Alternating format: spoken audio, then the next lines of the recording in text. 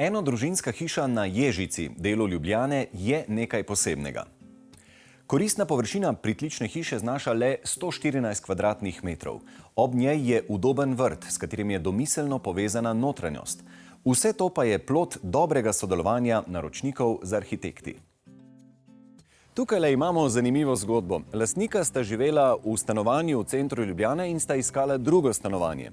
Na koncu sta zgradila tole hišo, ki je hkrati tudi stanovanje, čeprav je hiša. Gašper, Miha, živijo. Povejte mi, kakšna zgodba je tukaj zadaj? Lastnik se je preselil iz centra v malo bolj obrobje. Zakaj? Lastnik je dejansko iskal nekoliko večje ali udobnejše stanovanje v mestu. Ob iskanju stanovanja nekako ni našel neke prave rešitve in ga je pripeljala pot do te parcele in nekako se odločil, da si postavi stanovanje z vrtom.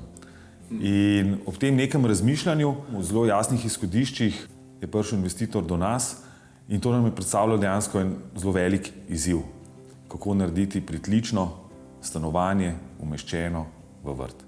Kaj bi rekli, kaj so glavne prednosti teh nizkih, torej pritličnih hiš? Iz tega stanovanja je glavna značilnost ravno to, da je vse v eni ravnini, recimo tukaj pač so sigurno ergonomske prednosti, ni stopnic v končni fazi, to je dobro za prostornost, za kvadraturo. Daljši so pogledi, občutek prostornosti je lahko večji. Ni zanemarljiv tudi recimo stik z vrtom, ki je iz praktično vseh bivalnih površin oziroma prostorov dostopen in viden. Tisto, česar pa mogoče ni, pa kakšnih višjih pogledov nimamo, pa v končni fazi tudi pritlična hiša več zemljišča uporabi kot pa kakšna vertikalna zasnova. Zelo jasno je imel investitor oblikovano to sliko, katere prostore potrebuje, koliko veliki naj bodo te prostori, kako naj bodo med sabo povezani.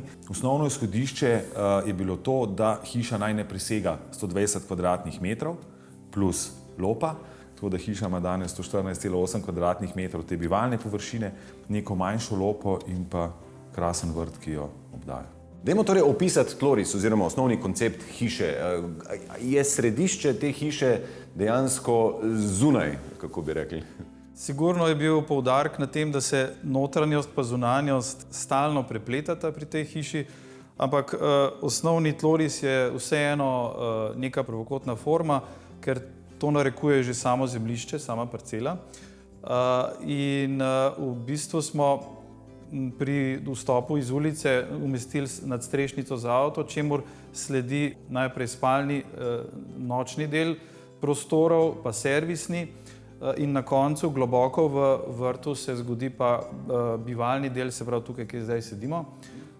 In vse skupaj je postavljeno v središče zemljišča, tako da parcela in zelenje v resnici obdaja, naredi nek obroč okrog hiše. S tem, da so arhitekti dnevni prostor razširili v obliki črke L, so ustvarili atrij, ki je nekakšno jedro hiše. Tu družina preživlja večino časa, še posebno otroka. Pravijo, da radi odprejo panoramska okna in tako dosežejo enak občutek, kot bi sedeli na terasi, pa čeprav so v resnici v hiši. V tlorisu hiše ne moremo spregledati podaljškov nekaterih sten v obliki okvirjev, ki potekajo v zunanjo ureditev. S temi elementi hiša poseže v zunanji prostor in se hkrati upne v zemljišče. Kako pa je prišlo do odločitve za ravno streho? Pritlična hiša ne rabi imeti dvokapnice in ko smo ugotovili, da lahko naredimo ravno streho, smo jo tudi predlagali. Naročnik trenutno razmišlja tudi o tem, da bi v neki bližnji bodočnosti si na tej strehi ustvaril vrt. Nekaj, kar je hiša vzela zemlji, bi na ta način nekako vrnil lahko za vrtom na strehi.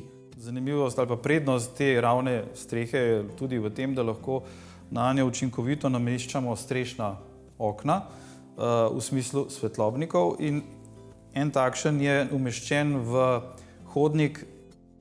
Hodnik povezuje prostore, ki so racionalno oblikovani. Spalnica staršev in obe otroški sobi so majhne, podobno kot sanitarije. Tako je lahko dnevni prostor kar se da odprt in povezujoč. Zelo malo prostora si je lastnik odmeril tudi za svojo pisarno, saj lahko dela kjerkoli v hiši oziroma na terasi. Hišo ogreva mestni plin, vgrajeno je prezračevanje. Izbrali so okna iz macesnovega lesa, izdelana po meri. Med posebnostmi hiše je tudi barva fasade, ki jo je predlagala solastnica. Ona izpostavlja željo, da bi si želela hišo temnejšo, nekako bolj zemeljsko, v tem smislu tudi hišo, ki ne bi izstopala navzven in bi se s tem svojim temnim tonom nekako zlila za vrtom. Kaj pa barvna paleta? Zdi se, da tako se danes vse skupaj dela. Ne? Imamo temnejše odtenke, imamo sive, imamo les in imamo belino. Tako bom rekel, to je v bistvu neka varna linija, ne? Pri samem oblikovanju. Se mi zdi, da danes na splošno ljudje iščejo to neko varnost, to neko stabilnost. Ne? In tudi moja izkušnja je, recimo, da mogoče pred leti so se ljudje upali več, so bili bolj drzni. Če govorimo o tem konkretnem primeru, je bila želja, da je ta interjer lahkoten, da je svetel, enostaven. Vidimo pa, da ravno ta stik za vrtom, ne, so te močne slike zelenja in tudi nekaj teh manjših impulzov v obliki umetniškega dela. Zelo zanimiva je bila ta odločitev investitorja, da je izbral rumene stole za teraso. Se pravi, nekaj teh malih akcentov pa vseeno to še dodatno poživi. Tudi sicer smo tekom samega procesa ustvarjanja, se mi zdi, da je bila ključna stvar ravno to, da smo znali drug drugega poslušati, ne, drug drugemu prisluhniti. Ne. To velikokrat omenim tudi svojim naročnikom. Dajte nam krila, ne, pustite nam krila, ne, pa dovolite nam, da vas poslušamo, da vas sprašujemo, vi sprašujete nas, vi poslušajte nas. Ne. In to se mi zdi, da se v tem projektu resnično dobro kaže tudi v sami rešitvi. Ne.